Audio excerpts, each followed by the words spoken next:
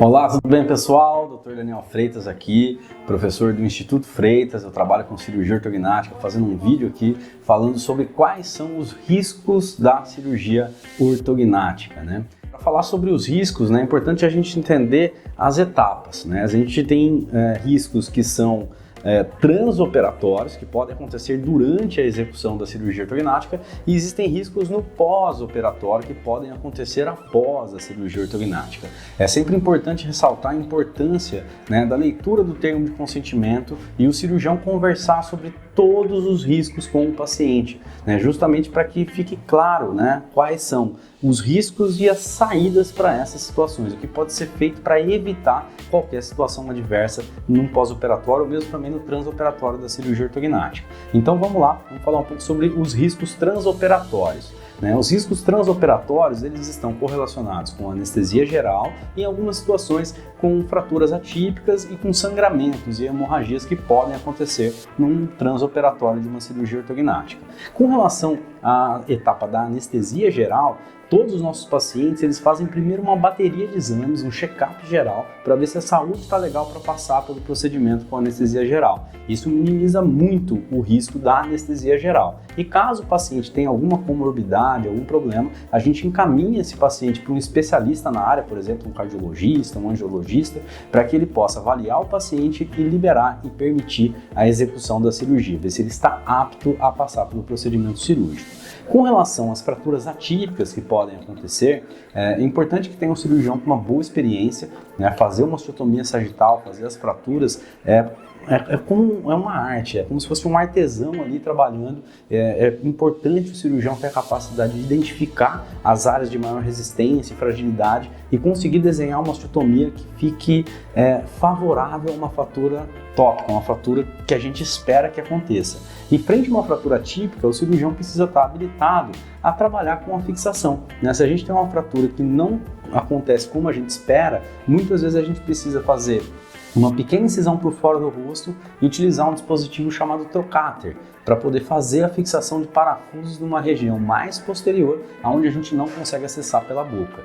Isso é raro, eu tenho mais de 1.500 casos operados, eu fiz esse tipo de incisão apenas 3 vezes na minha vida, mas é um risco que existe de fraturas atípicas e necessidade de acessos externos para conseguir fazer a fixação.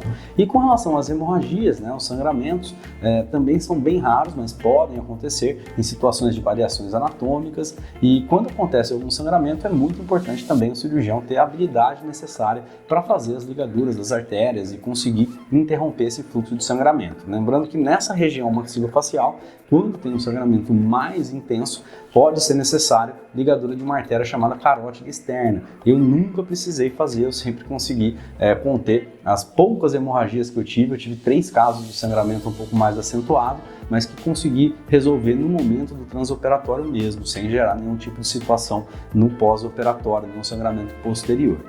Então é importante o cirurgião ter essa habilidade de conseguir controlar a hemostasia do paciente. E com relação aos riscos do pós-operatório, a gente está falando dos riscos dos processos de consolidação. E aí a gente tem as infecções e a fratura ou a quebra do material de fixação como principais problemas e riscos. Nesse tipo de situação, é muito importante o cuidado do paciente, porque para evitar as infecções é muito importante uma excelente higiene e também uma boa alimentação, porque se a gente não está bem alimentado, a resposta imunológica ela fica deficiente e a gente fica mais suscetível às infecções, né? E um paciente no pós-operatório, como está com a boca operada, ele tende a não se alimentar tão bem. Então é importante comer, eu falo que a alimentação é mais importante do que o remédio para que o paciente tenha uma boa resposta imunológica e, consequentemente, também um bom processo de reparação, né? Além da alimentação, a higiene é fundamental, o paciente ele precisa manter a boca muito limpa para não deixar, né, bactérias em meio de cultura para gerar o processo infeccioso. E com relação à quebra do material de fixação, é a questão da força e da alimentação, né? O paciente não pode sobrecarregar esse sistema estomatognático, né, a maxila e a mandíbula mordida durante o processo de cicatrização.